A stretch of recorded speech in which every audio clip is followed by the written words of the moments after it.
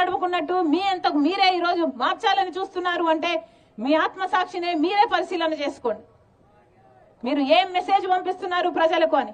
కానీ మేమైతే ఒకటి చెప్తున్నాం, మీరు అభ్యర్థిని మార్చినా కూడా మీరు కడప ప్రజలకు సమాధానం చెప్పాల్సి ఉంటుంది.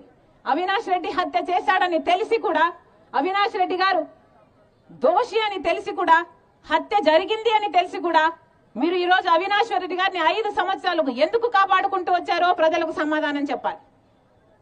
దోషి కాదు, దోషి అని తెలిసి కూడా అవినాష్ రెడ్డి గారికి మళ్లీ టికెట్ ఇస్తున్నారు, ఎందుకు ఇస్తున్నారో ప్రజలకు సమాధానం చెప్పాలి. అసలు ఇదంతా కాదు కానీ అసలు 5 సంవత్సరాల క్రితం వివేకానంద రెడ్డి గారు చనిపోతే, వివేకానంద రెడ్డి గారు హత్య చేయబడితే ఆ రోజు సాక్షి టీవీ చెప్పింది వివేకానంద రెడ్డి గారు హార్ట్ అటాక్ తో చనిపోయారు. దానికి ఏం సమాధానం చెప్తారు జగన్మోహన్ రెడ్డి గారు? కడప ప్రజలకు సమాధానం